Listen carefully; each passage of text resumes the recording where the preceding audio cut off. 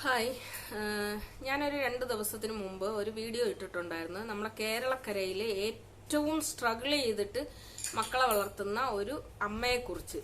ലോകത്തിലെ ഏറ്റവും കൂടുതൽ ഇത്രയും സ്ട്രഗിൾ ചെയ്തിട്ട് മക്കളെ വളർത്തുന്ന മറ്റൊരു സ്ത്രീയും ഈ കേരളക്കരയിൽ ഇല്ല. അത്രയും സ്ട്രഗിൾ ചെയ്തിട്ട് മക്കളെ വളർത്തുന്ന ഒരു സ്ത്രീനെ കുറിച്ച് ഞാനൊരു വീഡിയോ ചെയ്തു. ആ വീഡിയോ ചെയ്യാനുണ്ടായ പ്രചോദനം എന്ന് പറയുന്നത്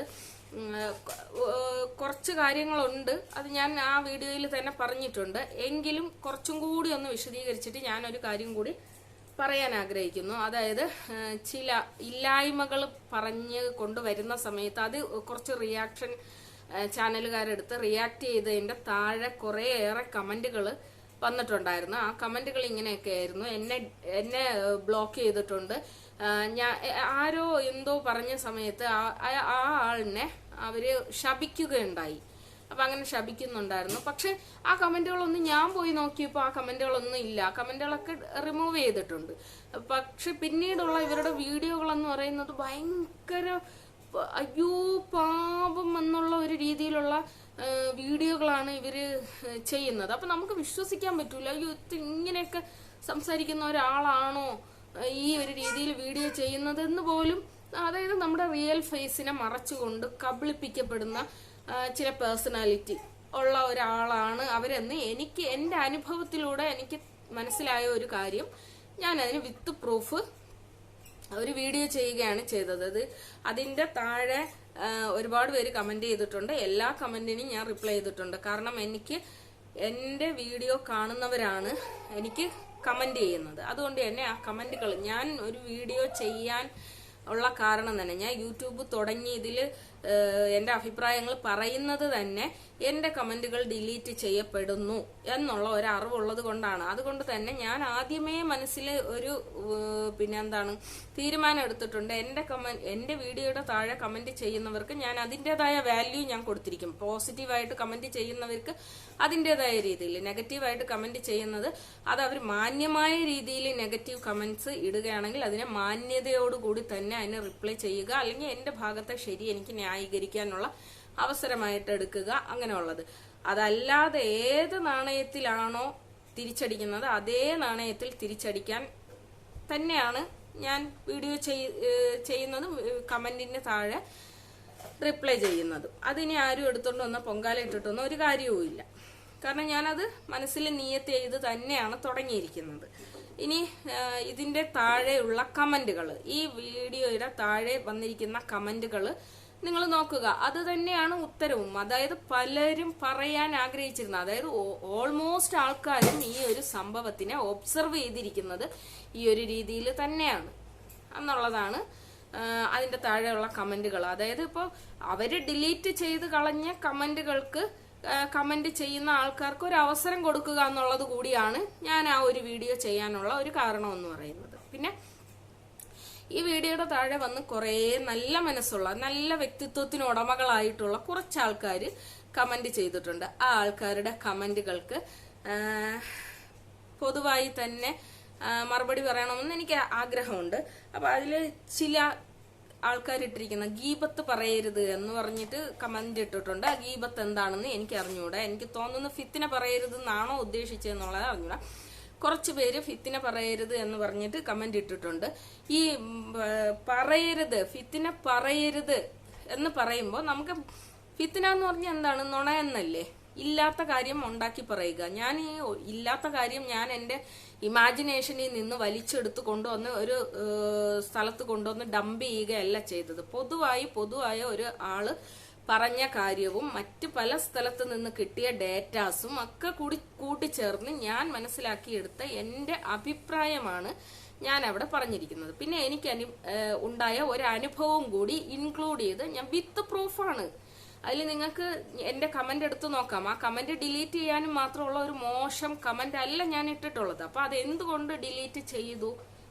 അപ്പൊ അവര് ഭയക്കുന്നു. എന്ത് ഭയക്കുന്നു? അവരുടെ അതായത് ഇപ്പൊ ഞാൻ എന്റെ കമന്റിലൂടെ അവരുടെ ഒരു സത്യം തെളിയിക്കുകയാണ് ചെയ്തത്. നിങ്ങൾ മാത്രമേ ഉള്ളൂ ഈ ലോകത്ത് കുഞ്ഞുങ്ങളെ വളർത്തുന്ന, അച്ഛനില്ലാത്ത കുഞ്ഞുങ്ങളെ വളർത്തുന്ന അമ്മ എന്ന് പറയുമ്പോൾ മറ്റുള്ളവർ ചിന്തിക്കുമോ?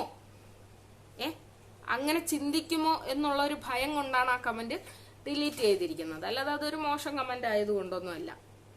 ഇനി അപ്പോ ഫിത്തിന പറയരുത് എന്ന് എന്നെ വിലക്കുന്നതിന് പകരം നിങ്ങളത് കേൾക്കാതിരിക്കുക. അതാണ് നിങ്ങൾക്ക് ചെയ്യാൻ പറ്റുന്ന നല്ലൊരു കാര്യം എന്ന് പറയുന്നത്. പിന്നെ ഇതില് പിന്നെ പറഞ്ഞിരിക്കുന്നത് എന്തോന്നെന്ന് വെച്ച് കഴിഞ്ഞാൽ, ഷാജിദാനെ വിട്ട് ഇപ്പോൾ നജിലാന്റെ പിന്നാലെ കൂടിയോ? ഈ പറയുന്ന ഷാജിദാനെ വിട്ട് നജിലാന്റെ പിന്നാലെ കൂടാൻ നജിലേനെ കുറിച്ച് ഒരു വീഡിയോ ചെയ്യാൻ ഞാൻ ഉദ്ദേശിച്ചിട്ടേ ഇല്ല എന്നുള്ളത് ഒരു കാര്യം. ഷാജിദാനെ വിട്ടു എന്ന് പറയുന്നത്, ഷാജിദാനെ വിടാതെ വേറെ നിർവാഹമില്ല. കാരണം ആ കുട്ടി നന്നാവില്ല എന്നുള്ളത് ആ കുട്ടി പ്രൂവ് ചെയ്ത് കഴിഞ്ഞു. ആ കുട്ടി നന്നാവില്ല, അത് അങ്ങനെ തന്നെയാണ്. ഞാൻ എൻ്റെ ഒരു നിലപാടിൽ തന്നെയാണ് ഉറച്ചു നിൽക്കുന്നതെന്നും അത് വിട്ടൊരു കളിക്ക് ഞാൻ തയ്യാറല്ല എന്നും ആ കുട്ടി പറയുമ്പോൾ അല്ലെങ്കിൽ അത് പ്രവർത്തിക്കുമ്പോൾ പിന്നെ അതിൽ അഭിപ്രായം പറഞ്ഞിട്ടൊരു കാര്യവും ഇല്ല. വെറുതെ ഇങ്ങനെ എന്താണ് പോത്തിന്റെ ചെവിയിൽ വേദം ഓതിയിട്ട് കാര്യമില്ല എന്ന് പറയുന്നത് പോലെ ആ കുട്ടീനെ പറഞ്ഞിട്ട് കാര്യമില്ല. പിന്നെ നജിലേനെ ഇപ്പൊ നന്നാക്കാൻ വേണ്ടിയിട്ടൊന്നുമല്ല ഞാൻ ഈ വീഡിയോ ചെയ്തിരിക്കുന്നത്. നജിലേരെ ഒരു റിയൽ ഫേസ് ഒന്ന് പുറത്തു കൊണ്ടുവരിക. അതായത് അവര് ഒരു അയ്യോ പാവം അല്ല, അവര് പറയുന്ന കാര്യത്തിന് അതേ രീതിയിൽ റിപ്ലൈ ചെയ്യാൻ അറിയാവുന്ന ഒരു സ്ത്രീ തന്നെയാണ്. ഇവിടെ പല ആൾക്കാരും കബളിപ്പിക്കപ്പെടുന്നുണ്ട് ആ ഒരു കാര്യത്തിൽ എന്നുള്ളത് ഇന്ന് പറയുക എന്നുള്ള ഒരു ഉദ്ദേശത്തോടു കൂടിയാണ് ഞാൻ ആ ഒരു വീഡിയോ ചെയ്തത്. ഇനി അവർക്കെതിരെ അവരെന്നെ കുറിച്ച് പറയാത്തടത്തോളം കാലം, ഇപ്പൊ അവരുടെ ഇന്നലെ ഇട്ട വീഡിയോയുടെ താഴെയാണെന്ന് തോന്നുന്നു ഒരാൾ പോയിട്ട് കമന്റ് ചെയ്തു, നിങ്ങളെ കുറിച്ച് നെഗറ്റീവ് പറയുന്ന ആളിനെ കണ്ടില്ലേ എന്ന് ചോദിച്ചപ്പോ ഞാനൊന്നും പറയാൻ തയ്യാറല്ല. എന്ത് പറയാൻ വേണ്ടിയിട്ട്? അവര് ചെയ്യുന്നത് തെറ്റാണ് എന്നുള്ളത് അവർക്ക് അറിയാം. അപ്പൊ അത് ഇപ്പൊ അവര് പുറത്ത് പറഞ്ഞാൽ അല്ലെങ്കിൽ ഇപ്പൊ എന്റെ അടുത്ത് ബാർഗെയിൻ ചെയ്യാൻ വേണ്ടിട്ട് വന്നു കഴിഞ്ഞാൽ ഞാൻ ഇനി വേറെ എന്തെങ്കിലും പറയുമോ എന്നുള്ള ഒരു ഭയം കൊണ്ടാണ് അവരങ്ങനെ പറയുന്നത്. അത് പോട്ടെ, അത് സാരമില്ല. പിന്നെ ഉള്ള കമന്റ് എന്ന് പറയുന്നത്, പിന്നെ അതിന്റെ താഴെ വന്നിരിക്കുന്ന ഓൾമോസ്റ്റ് കമന്റ് എന്ന് പറയുന്നത് എന്നെ ബ്ലോക്ക് ചെയ്തു, ഞാനിത് പറഞ്ഞതാണ്, മുമ്പ് ഞാൻ അങ്ങനെ പറഞ്ഞിട്ടുണ്ട്, ഞാൻ പറഞ്ഞ കാര്യത്തിന് അവരപ്പം തന്നെ എന്നെ ബ്ലോക്ക് ചെയ്തു എന്നൊക്കെ പറഞ്ഞുകൊണ്ട്. ഇത് ശരിക്കും പറഞ്ഞാൽ ഒരു ഭീരുത്വമാണ്. നമ്മുടെ വീഡിയോയുടെ താഴെ വന്ന് കമന്റ് ചെയ്യുന്ന നെഗറ്റീവ് കമന്റ് ഇട്ടു എന്നൊരു കാരണം കൊണ്ട് അവരിനി ഒരിക്കലും ഒന്നും എന്റെ വീഡിയോയുടെ താഴെ വന്ന് പറയരുത് എന്ന് പറഞ്ഞുകൊണ്ട് അവരെ എന്നേക്കുമായിട്ട് അടിച്ചമർത്തുന്ന ആ ഒരു പ്രവണത. എന്നിട്ട് നിങ്ങൾ വന്നിട്ട് സോഷ്യൽ മീഡിയ തന്നെയല്ലേ എന്നിട്ട് ഈ കാര്യങ്ങൾ പറയുന്നത്. അപ്പൊ അതൊരു മോശം പ്രവണതയാണ്. ആ ബ്ലോക്കുകളൊക്കെ എടുത്ത് മാറ്റണം. എന്നിട്ട് നിങ്ങൾ പറയുന്ന എല്ലാ കാര്യങ്ങളും ശരിയല്ല. നിങ്ങൾ പറയുന്ന പല കാര്യങ്ങളിലും ചില തെറ്റുകളുണ്ട്. അത് മനസ്സിലാക്കിയിട്ട് അത് ഉൾക്കൊണ്ടുകൊണ്ട് മുന്നോട്ട് പോകാൻ വേണ്ടിയിട്ട് ശ്രമിക്കുകയാണ് ചെയ്യേണ്ടത്. പിന്നെ എന്റെ വീഡിയോയുടെ താഴെ വന്നിട്ട് ചില മഹാന്മാരും മഹതികളൊക്കെ കൂടി ഇട്ടയക്കുന്ന ഒരു കമന്റ് എന്ന് പറയുന്നത്, എണീറ്റ് പോടി എന്ന് പറഞ്ഞിട്ട് കമന്റ് ചെയ്തിട്ടുണ്ട്. ഇത് എവിടെയാണ് വന്ന് ഇന്ന് കമന്റ് ചെയ്യുന്നത്? എത്ര ബുദ്ധിയുണ്ട് നിങ്ങൾക്ക്? ഇത് എന്റെ ചാനലല്ലേ, ഞാൻ എടുത്ത എന്റെ ചാനലിലിരുന്ന് ഞാൻ എന്റെ അഭിപ്രായം പറയുമ്പോൾ എന്നോട് ഇറങ്ങി പോകുന്ന ഞാൻ എവിടെ ഇറങ്ങി പോവാനാണ്? ഇത് ഞാൻ എന്തായാലും കഷ്ടപ്പെട്ട് തുറന്ന ഒരു യൂട്യൂബ് ചാനലല്ലേ, അവിടെ ഇരുന്നിട്ടല്ലേ ഞാൻ പറയും. നിങ്ങൾക്ക് വേണമെങ്കിൽ കേൾക്കാം, അല്ലെങ്കിൽ നിങ്ങൾ ഇറങ്ങി പോവുക. നിങ്ങളോട് ഞാൻ ഇതുവരെ ഇറങ്ങിപ്പോ എന്ന് പറയാത്തത് എന്റെ മര്യാദ. എന്റെ ചാനലിൽ വന്നിരുന്നിട്ട് എന്നെ ഇറങ്ങിപ്പോ, അതായത് എന്റെ വീട്ടിൽ കയറി വന്നിട്ട് അയൽവാസി വന്നിട്ട് അല്ലെങ്കിൽ എനിക്ക് അറിഞ്ഞൂടാത്ത ഒരാൾ വന്നിട്ട് പറയണേ ഇറങ്ങിപ്പോ എന്ന് പറഞ്ഞു കഴിഞ്ഞാൽ ഒരു കോമൺ സെൻസ് വേണ്ടേ? അപ്പൊ അങ്ങനെ കമന്റ് ഇടുന്ന ആൾക്കാർ ചിന്തിക്കുക, ശരിക്ക് ഇറങ്ങി പോകേണ്ടവര് ആരാണ് എന്നുള്ളത്. ഞാൻ അത് പറയുന്നില്ല, അത് എന്റെ മാന്യത. ഓക്കെ. പിന്നെ ഒരു കാര്യം കൂടി ഞാൻ ആവർത്തിക്കാൻ വേണ്ടിയിട്ട് ആഗ്രഹിക്കുന്നേ, എന്തെന്നറിയാമോ? ഒരു അച്ഛൻ ഉപേക്ഷിച്ച മക്കൾ, അച്ഛനും അമ്മയും ഉള്ള മക്കള് അച്ഛൻ ഉപേക്ഷിച്ചു, അച്ഛൻ മരണപ്പെട്ടു പോയി. ആരാണ് ആ കുട്ടികളെ പിന്നെ നോക്കേണ്ടത്? ആ കുട്ടികളെ നോക്കേണ്ട ബാധ്യത സമൂഹത്തിനാണോ? അങ്ങനെ എന്താണ് ഈ പറയേണ്ടത്, ഈ നെഗറ്റീവ് എനർജി കൊണ്ടുവരുന്ന കുറെ ആൾക്കാര്. അതായത് എന്റെ മക്കള് പിന്നെ അങ്ങോട്ട് അച്ഛൻ മരണപ്പെട്ട് കഴിഞ്ഞാല് പിന്നെ അത് സമൂഹത്തിന്റെ ബാധ്യതയാണ്. ഇനി അഥവാ അമ്മ ആ കുട്ടികളെ നോക്കുന്നുണ്ടെങ്കിൽ അത് അമ്മയുടെ ഔദാര്യമാണ്. അങ്ങനെയാണ്. അങ്ങനെ ഒരു ചിന്ത ഇങ്ങനെ ഉന്തി തള്ളി ഇങ്ങനെ നെരുക്കി വെക്കുന്നത് പോലെ എനിക്ക് ഫീൽ ചെയ്യുന്നുണ്ട്. അച്ഛന്റെ അഭാവത്തിൽ മക്കളെ നോക്കേണ്ട ഉത്തരവാദിത്വം, ബാധ്യത എന്നൊന്നും പറയാൻ പറ്റൂല, ഉത്തരവാദിത്വം, മക്കളെ നോക്കേണ്ട ബാധ്യത, ഉത്തരവാദിത്വം അമ്മമാരിൽ ആണ്, അല്ലാതെ സമൂഹത്തിലല്ല. അങ്ങനെ ഒരു തെറ്റായ ധാരണ ഇവിടെ കൊണ്ടുവരികയും പിന്നെ അച്ഛനില്ലാത്ത കുട്ടികളെ നോക്കുന്നത് എന്തോ വലിയ ഔദാര്യം പോലെ പറയുന്ന ചില അമ്മമാരും നമ്മുടെ ഇടയിലുണ്ട്. എന്തോ ഒരു വലിയ കാര്യം, എന്തോ ഒരു സൗജന്യം ചെയ്യുന്നത് പോലെ അവരുടെ മക്കളെ നോക്കുന്നത് സമൂഹത്തിന്റെ മുമ്പിൽ വന്ന് നിന്നിട്ട് ഒരു സൗജന്യം ചെയ്യുന്നത് പോലെ. ആർക്ക് സൗജന്യം ചെയ്യുന്നത്? നിങ്ങളുടെ ഭർത്താവുമായിട്ട് ഇഷ്ടപ്പെട്ട് സ്നേഹിച്ച് നിങ്ങൾ രണ്ടുപേരുടെയും സ്നേഹം ഒന്നായപ്പോ ഉണ്ടായ മക്കളാണ് അവരെ നോക്കുക എന്നുള്ളത് നിങ്ങളുടെ ഉത്തരവാദിത്വമാണ്. ആ ഉത്തരവാദിത്വത്തിൽ നിന്ന് നിങ്ങൾക്ക് ഒരിക്കലും പിന്നോട്ട് പോകാനായിട്ട് പറ്റില്ല. അതൊരിക്കലും സമൂഹത്തിന് മുമ്പിൽ വന്നിട്ട് ഞാൻ എന്തോ സൗജന്യം ചെയ്യാണ് എന്ന് പറയുമ്പോൾ നിങ്ങൾ നിങ്ങളുടെ പേഴ്സണാലിറ്റിയാണ് അവിടെ കാണിക്കുന്നത്. നിങ്ങൾ സമൂഹത്തിന് സൗജന്യം ചെയ്യുന്നതാണോ നിങ്ങളുടെ മക്കളെ നിങ്ങൾ നോക്കുക എന്നുള്ളത്? എന്തോ വലിയ സൗജന്യം ചെയ്യുന്നത് പോലെ. അപ്പൊ അതുകൊണ്ട് അത് ഒരു ന്യായമായ ഒരു കാര്യമേ അല്ല. അച്ഛന്റെ അഭാവത്തിൽ മക്കളെ വളർത്തുക എന്നുള്ളത് മാതാവിന്റെ കർത്തവ്യമാണ്, അത് അവരുടെ ഉത്തരവാദിത്വമാണ്. അതുപോലെ അമ്മയുടെ അഭാവത്തിൽ മക്കളെ വളർത്തുക എന്നുള്ളതും അച്ഛന്റെ ഉത്തരവാദിത്വമാണ്. അത് ആരുടെയും ഔദാര്യമോ സൗജന്യമോ ഒന്നുമല്ല. അത് ആദ്യം മനസ്സിലാക്കണം. പിന്നെ ഇനിയും എൻ്റെ വീഡിയോയുടെ താഴെ കമന്റ് ഇടുന്ന ആൾക്കാർക്ക് ഞാൻ റിപ്ലൈ ചെയ്യുക തന്നെ ചെയ്യും. അത് വീഡിയോയിലൂടെ ആയിരിക്കാം, ചിലപ്പോൾ കമന്റിലൂടെ ആയിരിക്കാം. കാരണം അവരെന്റെ വീഡിയോ കാണുന്നത് കൊണ്ടാണ് എനിക്ക് വ്യൂവേഴ്സ് ഉണ്ടാകുന്നത്. ഇനിയും ഞാൻ അങ്ങനെ തന്നെ ആയിരിക്കും ചെയ്യുന്നത്. ഒരു 1-2 വർഷങ്ങൾക്ക് മുമ്പ് എനിക്ക് ഫേസ്ബുക്ക് വഴി ഒരു സുഹൃത്തിനെ കിട്ടിയിട്ടുണ്ടായിരുന്നു. ഒരു പെൺകുട്ടിയാണ്. അവൾ 27 വയസ്സ് പ്രായമുള്ള, അന്ന് അവൾക്ക് 27 വയസ്സായിരുന്നു പ്രായം. അപ്പൊ ആ കുട്ടിയോട് ഞാനിങ്ങനെ അവളുടെ വിശേഷങ്ങളൊക്കെ തിരക്കിയ സമയത്ത് അവളുടെ ലൈഫ് സ്റ്റോറി എന്നോട് പറഞ്ഞിട്ടുണ്ടായിരുന്നു. എന്നുവെച്ചാൽ അവര് ട്രിവാൻഡ്രത്ത് തന്നെയാണ്. ഒരു പട്ടരുടെ ഫാമിലിയിലുള്ള ഒരു കുട്ടിയായിരുന്നു. സ്നേഹിച്ച് കല്യാണം കഴിച്ചതാണ്. ഒരു ക്രിസ്ത്യാനി പയ്യനെ സ്നേഹിച്ച് കല്യാണം കഴിച്ചു. അങ്ങനെ സ്നേഹിച്ച് കല്യാണം കഴിച്ച് രണ്ടാമത്തെ കുട്ടിക്ക് 2 വയസ്സുള്ള സമയത്ത് ഇയാൾക്ക് വേറൊരു സ്ത്രീയുമായിട്ട് ഒരു പ്രണയബന്ധമുണ്ടായി. ഇത് മനസ്സിലാക്കി കഴിഞ്ഞപ്പോൾ ഈ കുട്ടി എന്ത് ചെയ്തു എന്ന് വെച്ച് കഴിഞ്ഞാൽ സെൽഫ് അവര് റിമൂവായി, ആ ബന്ധത്തിൽ നിന്നും അവര് റിമൂവായി. അങ്ങനെ ആ കുട്ടി BEd എന്തോ പഠിച്ച ഒരു കുട്ടിയാണ്. പിന്നീട് ആ കുട്ടി ട്രിവാൻഡ്രത്ത് ഒരു ടെക്സ്റ്റൈൽസിൽ സെയിൽസ് ഗേളായിട്ട് വർക്ക് ചെയ്യുന്നുണ്ടായിരുന്നു. അപ്പൊ ഈ കുട്ടികളെ പിന്നെ ഡേ കെയറിൽ കൊണ്ടുവന്നാക്കും. മൂത്ത കുട്ടി LKGയിലും രണ്ടാമത്തെ കുട്ടിക്ക് അന്ന് 2.5 വയസ്സ് എന്തോ ഉള്ളൂ. ഡേ കെയറിലും കൊണ്ടുവന്നാക്കിയിട്ടാണ് ഈ കുട്ടി പോകുന്നത്, ജോലിക്ക് പോകുന്നത്. അങ്ങനെ ഞാൻ സംസാരിക്കുന്ന സമയത്ത് അപ്പൊ ആ കുട്ടിയോട് ഞാൻ ചോദിക്കും, നിങ്ങൾക്ക് അതിനുള്ള വരുമാനം ഉണ്ടോ? അപ്പൊ കുട്ടികൾക്ക് ചെലവിന് തരാൻ വേണ്ടിയിട്ട് ഭർത്താവിന്റെ പേരിൽ കേസ് കൊടുത്തൂടെ എന്ന് ചോദിച്ചപ്പോൾ ആ കുട്ടി പറഞ്ഞ ഒരു വാക്ക് എനിക്ക് എന്റെ മനസ്സിനെ ഭയങ്കരമായിട്ട് പിടിച്ചുലച്ച ഒരു വാക്കുകളായിരുന്നു. അതായത് ആ കുട്ടി പറഞ്ഞത്, എന്റെ സ്നേഹത്തിനെയാണ്, എന്റെ പ്രണയത്തിനെയാണ് അയാള് എന്റെ വിശ്വാസത്തിനെയാണ് അദ്ദേഹം ചതിച്ചത്. അത് ഞാൻ ഇനി ഏത് കോടതിയിൽ കൊണ്ടുവന്ന് കേസ് കൊടുത്താലും എനിക്കത് തിരിച്ചു കിട്ടില്ലല്ലോ. അപ്പൊ ഞാൻ ഒരുപാട് സ്നേഹിച്ച് ഇഷ്ടപ്പെട്ട് എന്റെ ഭർത്താവ് ഞാനെന്ന് പറയുന്നത് വർഷങ്ങളോളം സ്നേഹിച്ച് പ്രണയിച്ച് കല്യാണം കഴിച്ചതാണെന്നും ആ പ്രണയത്തിൽ നിന്നും ഒരുപാട് ഇഷ്ടത്തിലൂടെ ഉണ്ടായ കുട്ടികളാണ് അതെന്നും, പക്ഷെ അവരെന്നും ഓർക്കാതെ ഇദ്ദേഹം വേറൊരു ബന്ധത്തിൽ ഏർപ്പെട്ട് കഴിഞ്ഞപ്പോ ഈ കുട്ടികൾക്ക് വേണ്ടിയിട്ട് ജീവിക്കാൻ അവര് പിന്നെ തയ്യാറാണെന്നും അതിനു വേണ്ടിയിട്ട് എന്ത് ത്യാഗമോ ആ മോള് സഹിക്കാനായിട്ട് തയ്യാറാണ് എന്ന് പറഞ്ഞിട്ട് ആ കുട്ടി കുറെ അവരുടെ ലൈഫ് സ്റ്റോറി പറഞ്ഞു. അപ്പൊ എനിക്ക് ഈ ഒരു അവസരത്തിൽ ആ ഒരു മോളെ എനിക്ക് എന്റെ ഓർമ്മയിൽ വന്നു. അതായത് അവര് ഒരുപാട് സ്നേഹിച്ച് ഇഷ്ടപ്പെട്ട് കല്യാണം കഴിച്ചു. അവരുടെ ഭർത്താവ് അവരോട് ഒരു ചതി ചെയ്തപ്പോൾ ആ ഭർത്താവിന്റെ പേരിൽ ഒരു കേസ് പോലും കൊടുക്കാൻ വേണ്ടിയിട്ട് ആ കുട്ടി തയ്യാറല്ല. അതായത് അയാൾ സുഖമായി ജീവിക്കട്ടെ, അതാണ് സ്നേഹം എന്ന് പറയുന്നത്.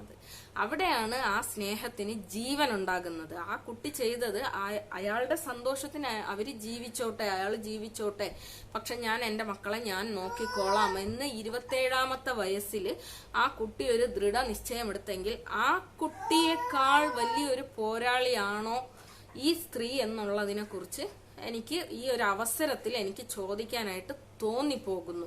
ഇപ്പോഴും അതിനുശേഷം ഒരു 1.5 വർഷം ആയി. എനിക്ക് അവരെ കുറിച്ച് കോണ്ടാക്ട് ഒന്നും ഇല്ലായിരുന്നു. ഞാനിപ്പോൾ യൂട്യൂബിൽ വീഡിയോ ഇടാൻ തുടങ്ങിയതിന് ശേഷം എന്നെ ഒരു 3-4 ദിവസത്തിന് മുമ്പ് ആ മോൾ എന്നെ വീണ്ടും കോണ്ടാക്ട് ചെയ്തിട്ടുണ്ടായിരുന്നു.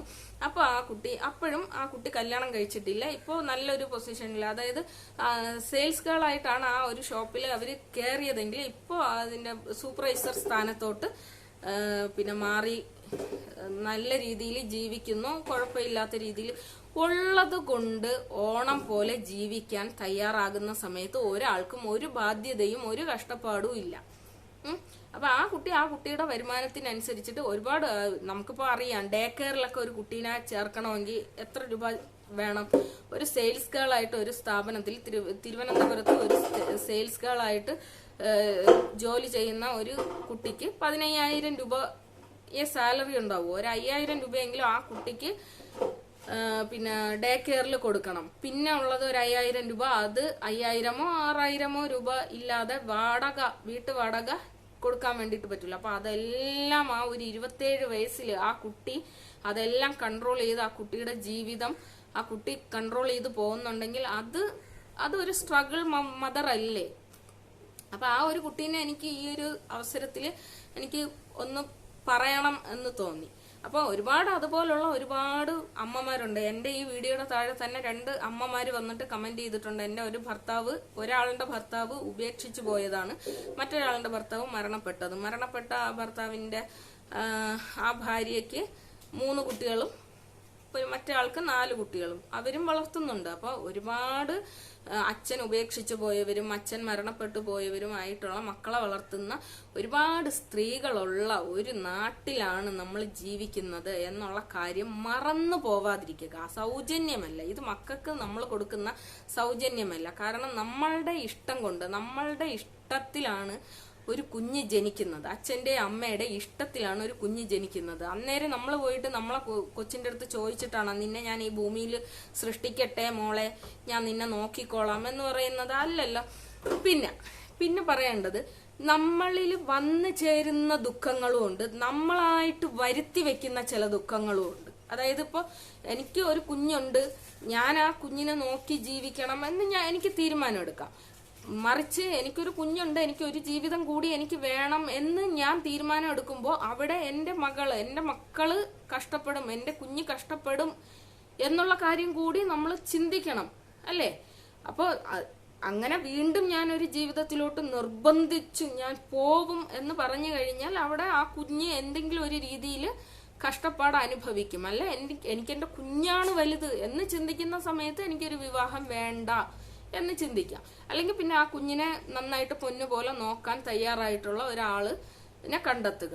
അപ്പൊ അതൊക്കെ പോസിബിൾ ആയിട്ടുള്ള ഒരു കാര്യമൊന്നുമല്ല. അതായത് ഒരു കുട്ടി ഉണ്ടെങ്കിൽ പോലും വേറൊരാള് നമ്മളെ ഏറ്റെടുക്കാൻ തയ്യാറാവുക എന്ന് പറയുന്നത് അതൊരു റിസ്ക് തന്നെയാണ്. ഇപ്പൊ തുടക്കകാലത്ത് നോക്കിക്കോളാമെന്ന് പറയുന്ന ആള് തന്നെ കുറച്ചു കാലം അതിന്റെ കൗതുകങ്ങളൊക്കെ കഴിയുമ്പോഴത്തേക്കും നോക്കാൻ പറ്റില്ല എന്ന് പറഞ്ഞു കഴിഞ്ഞാൽ എന്ത് ചെയ്യും? നോക്കാൻ പറ്റില്ല എന്ന് പറഞ്ഞു കഴിഞ്ഞാൽ ഈ കുട്ടീനെയും കൊണ്ട് വേറൊരു കുട്ടിയും കൂടി സമ്മാനമായിട്ട് കിട്ടും. അപ്പൊ ആ കുട്ടീനെയും കൊണ്ട് വീണ്ടും ഈ ഒരു രീതിയിൽ തന്നെ പോവേണ്ടതായിട്ട് വരും. അപ്പൊ അതൊന്നും അല്ല ഒരു ജീവിതം എന്ന് പറയുന്നത്. നമ്മൾ എപ്പോഴും പെർഫെക്റ്റ് ആയിട്ട് തന്നെ കൊണ്ടുപോകാൻ വേണ്ടിയിട്ട് ശ്രമിക്കുക. അതിൽ പറ്റുന്ന അമളികളോ അതിൽ പറ്റുന്ന വീഴ്ചകളോ അത് നമ്മൾ സഹിക്കുക. പിന്നെ മുന്നോട്ട് എങ്ങനെ ബെസ്റ്റായിട്ട് നമുക്ക് കാര്യങ്ങൾ മുന്നോട്ട് എങ്ങനെ കൊണ്ടുപോവാം എന്നുള്ളത് അത് പക്വതപൂർവം തീരുമാനിക്കുക എന്നുള്ളത് അവനവന്റെ കയ്യിലിരിപ്പ് പോലെ ആയിരിക്കും. പിന്നെ ഇപ്പോ ഈ പറയുന്ന ലേഡിക്ക് എന്ന് പറഞ്ഞു കഴിഞ്ഞാൽ ഒരു കുടുംബമുണ്ട്, ഒരു അച്ഛനും അമ്മയും സഹോദരങ്ങളും ബന്ധുക്കളും ഒക്കെ ഉള്ള ഒരാളായിരുന്നിട്ട് കൂടി അങ്ങനെയാന്ന് പറയുമ്പോൾ ഈ പട്ടരായിട്ടുള്ള കുട്ടീനെ അവൾ പിന്നീട് അവളുടെ തറവാട്ടിലോട്ട് പോവാൻ അവൾ തയ്യാറല്ല. അവര് സ്വീകരിക്കാനും കാരണം ഇളയ ഒരു പെൺകുട്ടി കൂടി ഉണ്ട്. അപ്പൊ അതിന്റെ ഒരു കല്യാണത്തിന് എന്തെങ്കിലും ബുദ്ധിമുട്ട് വരുമോ എന്നുള്ള രീതിയിൽ ആ കുട്ടീനെ അക്സെപ്റ്റ് ചെയ്യാനും തയ്യാറല്ല. അപ്പൊ അങ്ങനെ ഒരു കുട്ടീനെ എനിക്കറിയാം. അപ്പൊ എനിക്ക് അറിഞ്ഞുകൂടാത്ത, ഞാൻ കണ്ടിട്ടില്ലാത്ത എത്രയോ പേര് ഇതുപോലെ ജീവിക്കുന്നുണ്ടാവും. അപ്പൊ സ്വയമേ വരുത്തി വെച്ച കുറെ വിനകള് എടുത്തോണ്ട് വന്ന് ഇങ്ങനെ ഛർദിച്ചിട്ട് ഞാനാണ് ലോകത്തിലെ ഏറ്റവും സ്ട്രഗിൾ ആയിട്ടുള്ള അമ്മ എന്ന് പറയുമ്പോൾ അതൊക്കെ വെള്ളം തൊടാതെ അങ്ങ് വിഴുങ്ങാനായിട്ട് എനിക്ക് ബുദ്ധിമുട്ടുണ്ട്. പിന്നെ ചില ആൾക്കാർ പറയുന്നുണ്ടായിരുന്നു അസൂയ കൊണ്ടല്ലേ എന്ന്. ഈ അസൂയയുടെ കാര്യം പറയുന്ന സമയത്ത് ചില കാര്യങ്ങൾ പറയാതിരിക്കാൻ വേണ്ടിയിട്ട് പറ്റുന്നില്ല. ഈ അസൂയ എന്ന് പറയുന്നത് എനിക്കില്ലാത്ത കാര്യം മറ്റൊരാൾക്ക് കൂടുതലുണ്ട് എന്ന് കാണുമ്പോൾ തോന്നുന്ന ഒരു ജലസല്ലേ. അപ്പൊ അങ്ങനെ നോക്കുകയാണെങ്കിൽ എനിക്ക് എന്താണ് ഇല്ല എന്ന് നിങ്ങൾക്ക് തോന്നിയത്? എനിക്ക് സ്നേഹമുള്ള ഒരു ഭർത്താവുണ്ട്, അദ്ദേഹത്തിന് ഹെൽത്ത് ഇഷ്യൂ കുറച്ചുണ്ട്, അതൊക്കെ നല്ല രീതിയിൽ ആയിക്കൊണ്ടിരിക്കുന്നു. പിന്നെ എനിക്ക് 6 മക്കളുണ്ട്. പിന്നെ എനിക്ക് അവര് പറയുന്നത് പോലെ ഇല്ലായ്മ പറയാൻ വേണ്ടിയിട്ട് എനിക്ക് അറിഞ്ഞുകൂടാ. ഇല്ലായ്മ പറയേണ്ട ആവശ്യമില്ല. കാരണം നമുക്ക് 2 കൈയും കാലും ആരോഗ്യവും ഉണ്ട് എന്ന് പറയുന്നത് തന്നെ വലിയ ഒരു അനുഗ്രഹമാണ്.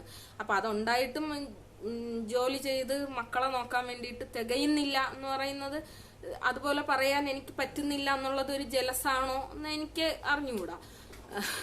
പിന്നെ ഉള്ളതെന്ന് പറയുന്നത് വീടില്ല എന്നുള്ളത്.